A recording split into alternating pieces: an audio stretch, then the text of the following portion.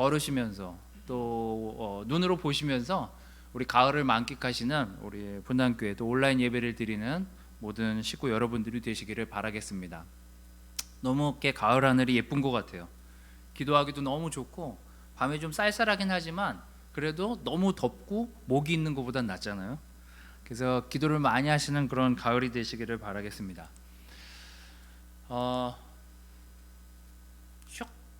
네.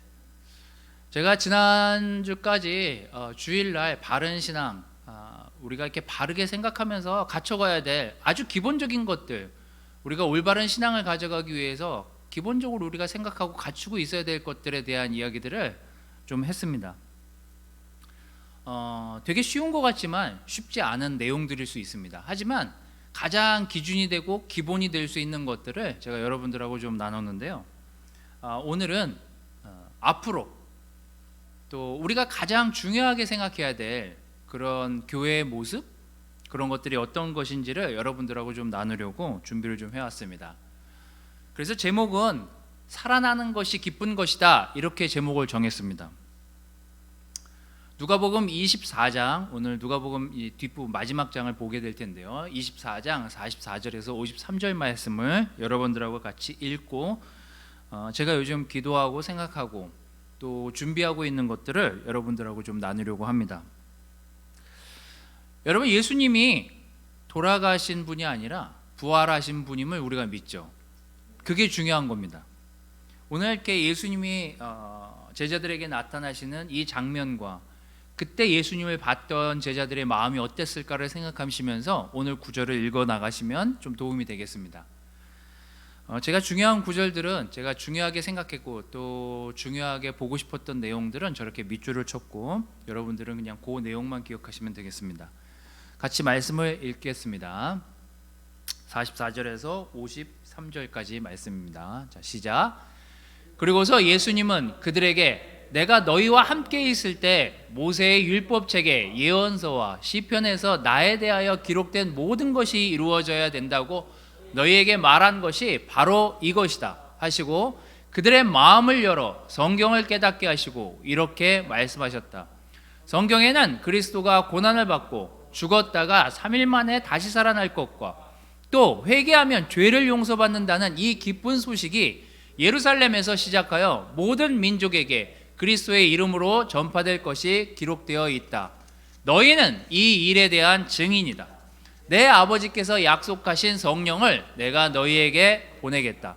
그러나 너희는 위에서 오는 능력을 받을 때까지 예루살렘에 머물러 있거라. 예수님은 그들을 데리고 베다니 근처로 가서 손을 들어 그들을 축복해 주셨다. 예수님이 그들을 축복하시면서 그들을 떠나 하늘로 올라와 가시자 그들은 예수님께 경배하고 벅찬 기쁨으로 예루살렘에 돌아와 계속 성전에 머물러 있으면서 하나님을 찬양하였다.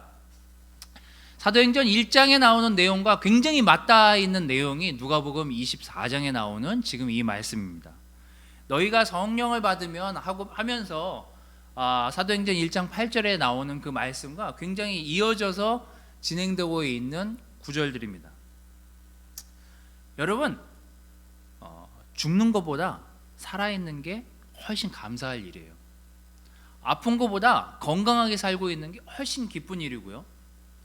무엇이든지 멈춰 있는 것보다 움직이는 것이 훨씬 더 우리에게 기쁨을 가져다 줍니다. 그래서 우리는 어쩌면 살기를, 살아나기를, 아프지 않기를, 건강하기를 더 생각하고 추구하는지도 모르겠습니다. 요즘 제 마음에 매일 아침마다 떠오르는, 생각하는, 다시 되새겨보는 구절이 몇 주 전에 여러분들하고 읽었던 이 구절입니다. 저는 아침마다 다시 이 구절을 생각하고 아침마다 이 구절을 생각하면서 우리 교회가 가지고 있는 건강한 정말 미래에 대한 생각들을 하고 있습니다. 말씀 또한 죽어있지 않대요. 하나님의 말씀은 살아있고 활동력이 있어서 죽어있는 말씀이 아니래요. 양쪽의 날이선 그 어떤 칼날보다도 더 날카롭다고요. 그래서 우리의 혼과 영과 관절과 골수를 쪼개고 사람의 마음속에 품은 생각과 뜻을 알아낸다고요. 저는 우리 교회에 남겨야 될 것들에 대한 몇 가지 것들을 생각해 보게 되었습니다. 먼저 예배요. 우리가 지금 모여서 예배드리진 않지만 오늘도 제가 아침에 여기도 경기도에서 점검을 나오고 저쪽 교육관도 점검을 나오고 틴실도 여기 이 라인에 교회라고 써져 있는 데는 다 점검을 다니면서 몇 명이 나오는지 이 사람들이 한꺼번에 다 모여갖고 예배를 드리는지 안 드리는지 체크하는 이 공무원들 정말 열심히 다니시더라고요.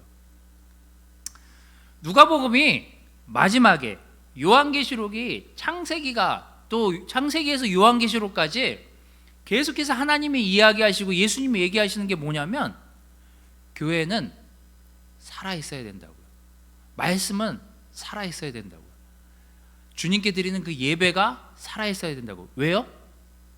내가 너희를 구원했고 예수님이 우리 죄를 위해서 죽었다가 살아나신 것이 결론이기 때문이죠.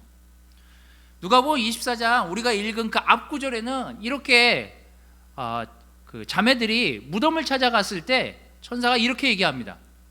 그분이 여기 계시지 않고 살아나셨다고요. 전에 갈릴리에 계실 때 너희에게 하신 말씀을 기억해 보아라.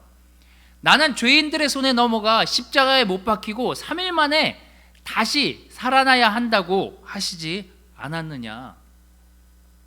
이제 우리의 예배는 그냥 통상적인 모여서 함께 드리는 그런 예배가 아니라 내가 하나님께 드려지는 정말 진정과 신령과 진정을 다해 드리는 그 예배의 시간이 도래했습니다.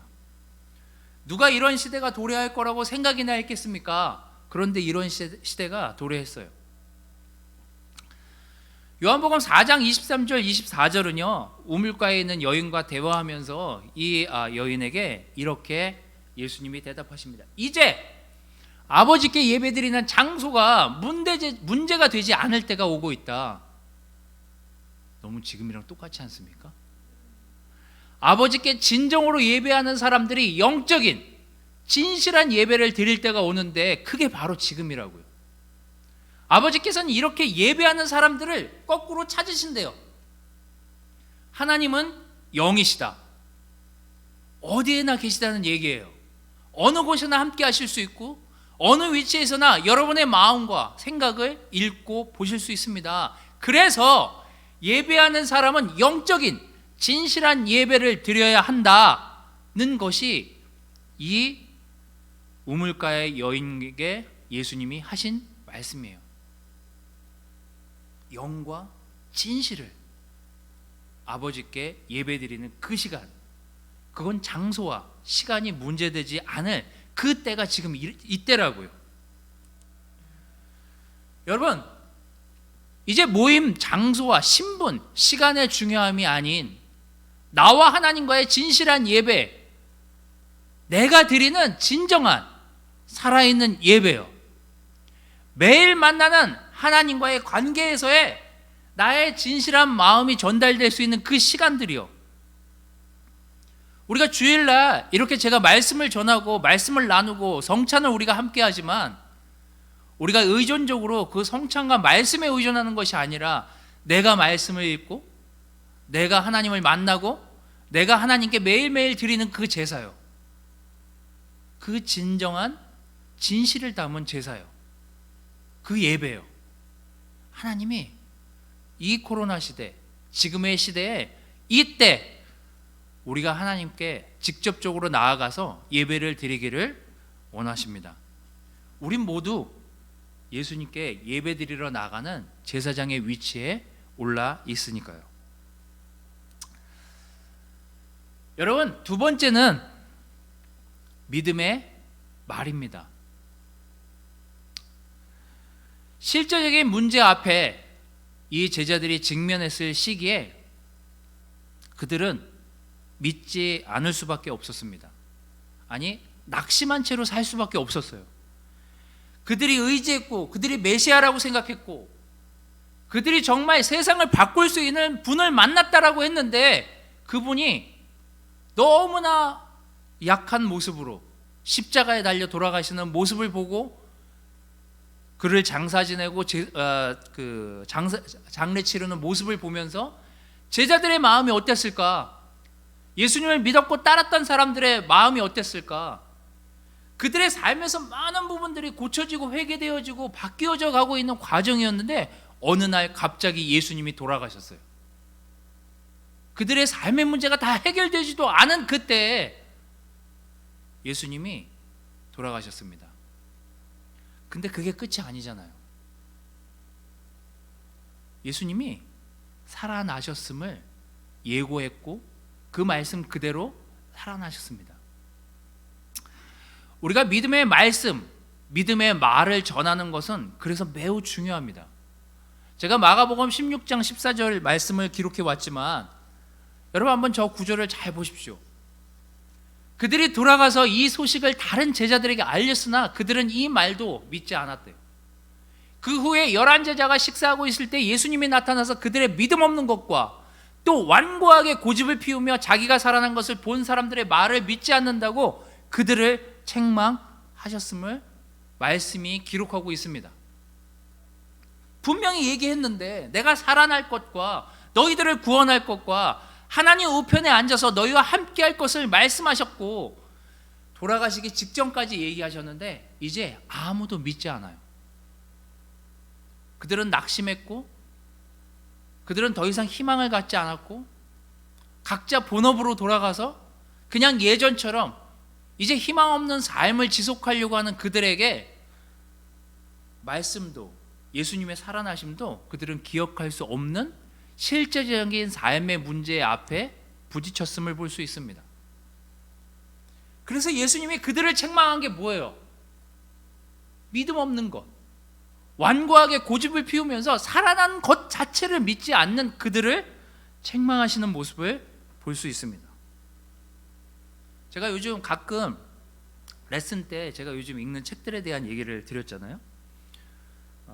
제가 초대교회에 관련된 책들을 왜 그러냐면 이제 초대교회와 지금의 저희가 있는 이 시기의 교회와 미래는 결국 맞닿아 있는 게 아닐까라는 생각에 거기에서 좀 뭔가 힌트를 찾아보고자 제가 초대교회 관련된 책들을 좀 많이 이렇게 지난 코로나 시기에 몇 권을 좀 보게 됐습니다. 거기 AD 2세기 초대교회에서 그 거진 한 300년 동안의 시간을 이렇게 문헌들을 찾아보고 연구한 교수의 그 내용들이 나와요. 1세기, 2세기 그 사람이 쓴 그분이 저 맥밀런이라는 교수님이 쓴 책에 나오는 내용들이에요. 자, 1세기, 2세기 지하교회의 성장 동력이 무엇일까? 10년마다 40%씩 성장을 했대요. 기록에 의하면. 근데 그 주 동력이 배운 사람, 어떤 리더십을 갖춘 사람, 어떤 지식을 갖춘 사람이 아니라 신기하게도 하인, 노예, 가난한 사람들이 주 동력원이었대요. 그 문헌들을 찾아보면 그 기록의 내용들을 제가 이렇게 함축해서 저기에다 기록을 써왔습니다. 그들은 그들의 주인에게, 하인이었겠죠? 그 주인이 방황하는 모습을 보면서 일기를 쓴 내용들이 다 그 뭐 일기나 이런 그 내용들이 거기 남아져 있는 거예요. 주인에게, 믿지 않는 남편에게 믿음을 나누고 제자들을 소개시켜주고 말씀을 믿고 나누기를 지속했다고요. 그들은 모두가 뚜렷한 변화를 체험하면서 말씀만이 진리임을 확실히 믿으면서 그들이 가지고 있는 믿음을 전했대요. 복음이라는 게 무엇입니까? 복음은 굿뉴스였어요. 굿뉴스. 우리가 교회에 나와서 굿뉴스를 나누지 않으니까 우리가 어떻게 지내고 있는지 몰라서 더 우리의 마음이 불안해지고 걱정이 많고 생각이 많아지는 시간들을 지금 지나가고 있는지는 모르겠습니다만 이 당시에 그리스도인들은요 주류가 아니라 비주류였어요. 평범한 옷을 입고 각자의 직분, 각자의 위치에서 하나님을 따랐던 사람들이지만 사실 티도 안 났던 사람들이에요. 무슨 거기 귀족이 몇이나 있었겠습니까? 처음에. 물론 나중에 이런 복음들 때문에요 귀족이 엄청나게 세례를 많이 받아요. 사도행전에도 나오잖아요. 입에서 입으로, 가정에서 가족들에게, 또 내 이웃에게 약한 사람들이 오히려 강한 사람들에게, 강한 권력을 가졌던 사람들에게 말씀이 전해지면서요, 1세기, 2세기, 3세기까지 교회가 완전한 폭발과 성장을 이루게 됩니다. 어쩌면 우리의 입으로 걱정과 우리의 약함을 나누는 것이 아니라 하나님의 말씀을 나누고 믿음을 나누고 우리의 기쁜 소식들을 내 가족에게, 아내에게, 남편에게, 우리 바이블톡에 카톡으로든 모르든 나눌 수 있는 시기가 지금 아닙니까? 여러분, 말씀을 나누세요. 여러분이 믿었던 그 복음을 나누세요.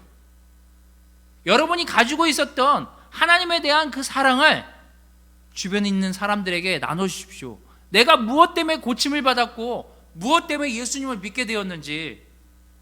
여러분, 제가 이 교회가 자꾸 옛날 생각이 자꾸 떠오르는 이유 중에 하나는요, 정말 듣도 보도 못한 이 교회에 와서 여기 있는 형제들과 시간을 보내면서 점점 어떤 믿음이 생겨나기 시작했어요. 왜요? 저런 사람도 저렇게 바뀌었구나. 야, 어떻게 저런 사람이 세례를 받았지? 어떻게 저런 사람들이 말씀을 받아들이고 저렇게 하나님을 찬양하게 됐지? 그게 너무 궁금했어요. 초대교회도 똑같았습니다. 사람들이 쟤는 하인인데 왜 이렇게 기쁘지? 쟤 노예로 사는데 왜 저런 거야? 왜 저렇게 안정감이 느껴지지? 그게 그들에게 그 주변에 있는 로마의 지배하에 있는 그 사람들을 흥미를 갖게 만들었어요.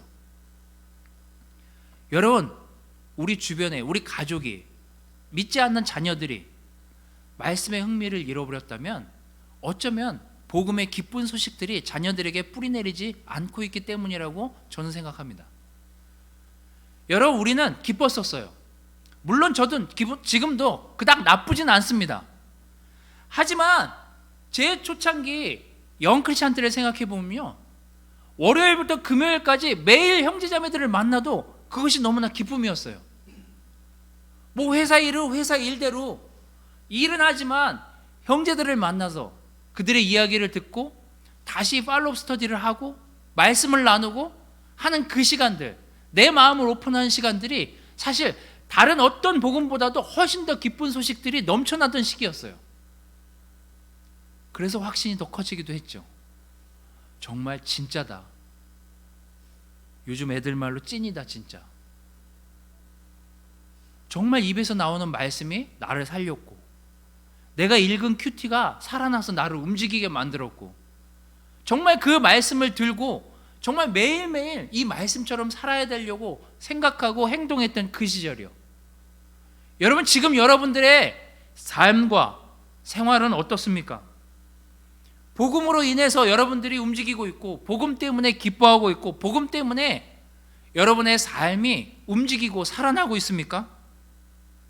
믿음의 말씀을 나누기를 지속하십시오.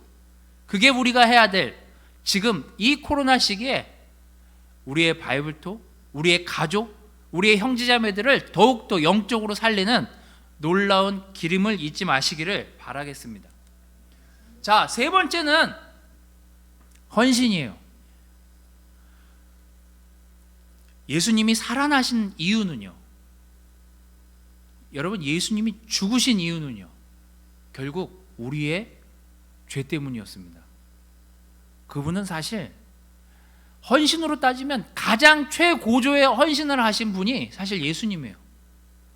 히브리서 9장은 예수님이 우리의 죄를 위해서 단번에 희생되셨다라는 내용들이 곳곳에 나오고 있는데, 히브리서 9장 28절은요, 이와 같이 그리스도께서도 많은 사람들의 죄를 없애려고 단번에 희생의 제물이 되셨대요.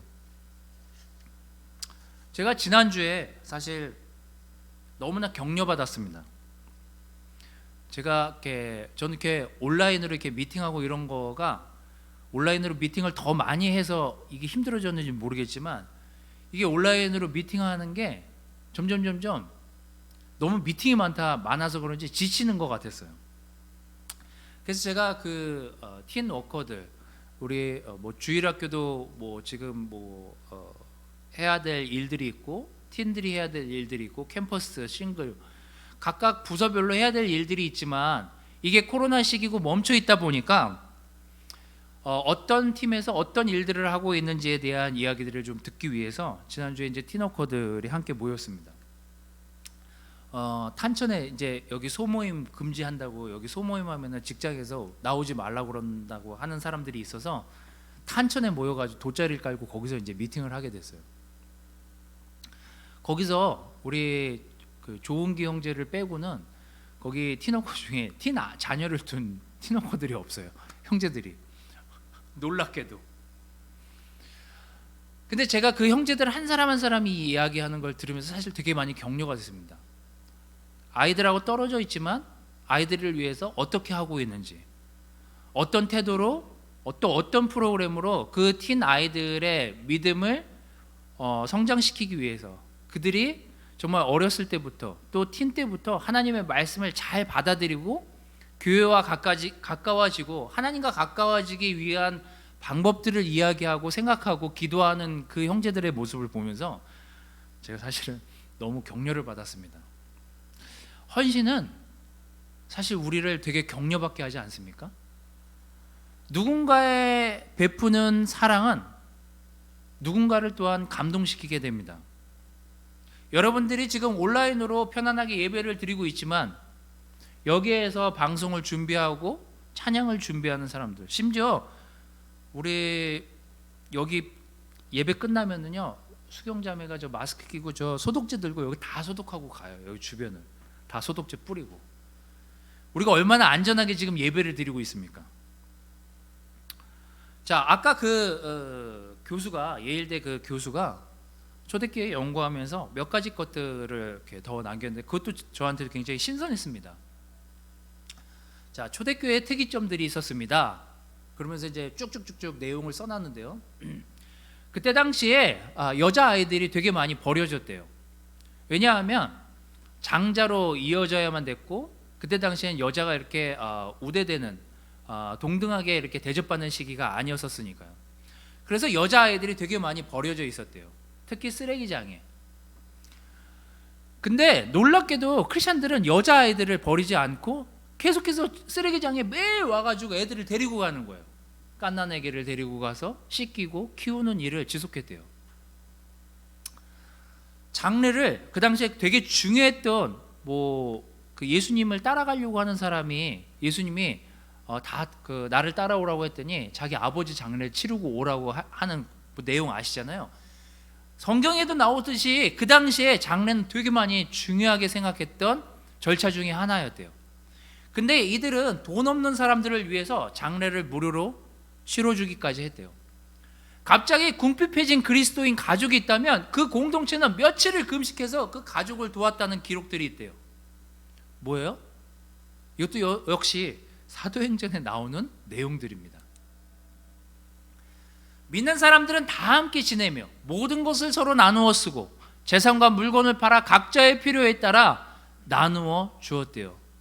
저 그림은 초기 1세기에서 3세기까지 지하교회 카타콤을 누군가 그림으로 그려낸 사진을 제가 담으려다가 이게 훨씬 더 좀 보기 좋을 것 같아서 제가 그림을 그린 거를 이렇게 찾아서 담아왔습니다. 프랑스, 그 다음에 로마, 그 다음에 터키, 이곳에 아직도 이제 지하에 있는 이 카타콤 이 시설들이 있다는데요. 가보신 분이 있는지 모르겠습니다. 저도 아직 안 가봤습니다. 이게 제일 긴 건 300km 가까이 정도 된대요. 지하 이 교회가 엄청난 시설입니다, 사실. 근데 이 시설 안에 다 있대요. 장례를 치르는 절차 그 공간으로부터 그 시신을 수습할 수 있는 충분한 공간들을 만들어 놓고 장례를 지하에서 예배를 드리고 장례를 치르고 그들의 가족들 무덤을 만들어주고 장례를 거기서 치르기까지 했대요. 이들은 정말 자기 일처럼, 자기 가족 일처럼 다른 사람을 돌봤던 기록들이 곳곳에 남아있는 거예요. 이런 카타콤에 들어가서 그런 기록들을 찾아내고 기록들을 복원해내고 한 모든 내용들이 지금 초기 1세기 그 관련된 자료들에 엄청나게 많이 나와 있습니다. 여러분, 우리는 어떻습니까? 우리에게 있어서 지금 어떤 헌신들이 필요한 것일까요? 아니, 헌신을 하고 있다면 우리는 그 헌신에 대해서 얼마나 감사하고 있습니까?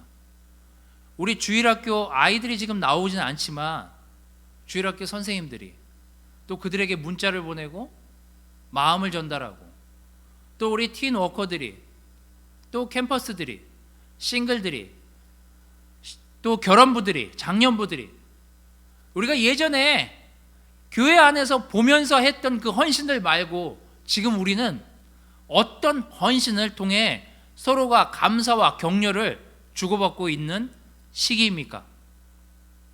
헌신은 초대교회의 매우 중요한 일 중에 하나였고, 그들은 그 헌신을 기꺼이 또 마땅히 여기면서 그 일들을 해나갔습니다. 이 모든 일들은 그들이 살아있었기 때문이고, 살아나신 예수님을 확실히 믿고 따랐기 때문에 300년 가까이 이 일이 지속되면서 다른 나라의 지배를 받으면서도 거진 40% 넘는 성장을 지속해 왔다라는 거예요. 굉장히 놀라운 일입니다. 여러분, 우리는 죽은 하나님을 믿는 게 아니에요. 누가복음 20장에 누가복음 20장인가요? 나오잖아요. 하나님은 죽은 자의 하나님이 아니라고요. 산 자의 하나님이라고요. 여러분, 예수님이 살아나셨기 때문에 우리는 부활을 믿고 사후세계를 믿으면서 예수님을 따라서 행동하려고 하고, 예수님이 하셨던 그 사랑을 전하려고 하고, 예수님이 지키려고 했던 그 복음, 그 말씀을 지키면서 살려고 지금 이 땅에서 살아서 활동하고 있습니다. 여러분, 여러분이나 저나 예수님이 살아나신 것처럼 우리도 살아나서 이 삶을 지속하고 있습니다. 살아나 있는 것, 살아가고 있는 것은 기쁜 일이에요. 여러분, 사도행전 2장 45절 46절을 말씀을 마지막으로 정리하도록 하겠습니다. 그들은 한 마음으로 날마다 성전에 모이기를 힘쓰고 집집마다 돌아가면서 성찬을 나누고 기쁨과 진실한 마음으로 함께 식사하고 하나님을 찬양하고 모든 사람에게 칭찬을 받았대요. 그리고 주님께서도 구원받는 사람이 날마다 많아지게 하셨답니다. 지금 우리가 날마다 성전에 모이지는 못하지만 집집마다 가족들과 이웃과 함께 성찬을 나눌 수 있고 기쁨을 나눌 수 있고 진실한 마음으로 함께 식사를 할 수도 있습니다. 여러분, 우리는 집에서 하나님을 찬양할 수 있고 우리 주변에게 칭찬을 받고 있는지 안 받고 있는지는 모르겠지만 저 사람들은 뭔가 달라, 저들이 믿고 있는 하나님은 뭔가 달라 라고 생각하면서 그들에게 관심을 쏟았던 초대교회의 많은 믿지 않는 사람들의 눈을 생각해 본다면 지금도 이 코로나 시대에 정말 외롭고 힘들게 사는 사람들이 전 무수히 많다라는 것을 보게 됩니다. 여러분, 우리가 무엇을 해야 될까요? 정말 믿지 않는 사람에게 말씀이 전해져서 그들 또한, 그들의 영혼 또한 살아나는 것들을 봐야 되지 않겠습니까? 여러분, 살아나는 것은 기쁜 거예요. 살아있는 건 기쁜 거예요. 여러분, 죽음은 그냥 멈춰진 거예요. 이 땅에서 멈춰지는 거예요. 아무것도 할 수가 없습니다. 여러분, 살아있을 때 또 삶을 예수님과 함께 이 땅에서 살아가고 있다라고 했을 때 여러분, 이 세 가지는 미래 또 앞으로 우리의 동력이 되고 또 우리 교회가 가장 지키고 가야만 할 중요한 포인트들입니다. 여러분, 우리가 드려지는 요즘 혼자만의 예배, 여러분, 그 예배의 기쁨을 하나님과 함께 기쁨으로 다시 살리시기를 지속하십시오. 여러분, 말씀, 하나님의 말씀을 여러분 혼자 삼키고 있지만 말고 주변에 있는 형제자매들에게 나누어 주십시오. 저도 여러분의 큐티를 보고 싶습니다. 제가 나누고 있는 몇몇 그룹의 큐티만 제가 공유하는 것이 아니라 여러분 생각날 때마다 저에게 들려주고 싶은 말씀이 있을 때마다 여러분 이웃에게, 저에게, 또 여러분의 바이블톡에 믿음의 말들을 나눠주십시오. 그래서 서로가 그 믿음의 말씀으로 정말 복음이 삶에서 살아나는 그런 시간들이 지금의 시간이 되기를 바랍니다. 여러분, 교회 와서 헌신하지 못하다 하더라도 여러분의 가족들에게, 여러분에게 주변에 있는 사람들에게, 형제자매들에게 헌신하십시오. 하나님을 알게 하는 가장 강력한 행동입니다. 저는 이 세 가지 내용을 가지고 사실 앞으로 교회를 어떻게 살려나갈 것인가, 우리 다음 세대에게 무엇을 물려줄 것인가에 대한 단초로 이 세 가지 것들을 생각해 보고 있습니다. 여러분, 우리가 정말 놀라운 교회를 이끌어 왔고 또 그것을 본 교회입니다. 하지만 우리 자녀들에게, 우리 다음 세대들에게 그 교회, 그 본질에, 교회의 본질에 가까운 그 모습들을 우리 다음 세대에게 전달하려면 우리에게 살아있는 동안 이 세 가지 것들에 대한 생각들을 여러분들이 곰곰이 하시면서 아이디어도 공유해 주시고 같이 이것들을 지속해 나가기를 부탁드리면서 말씀을 마치도록 하겠습니다.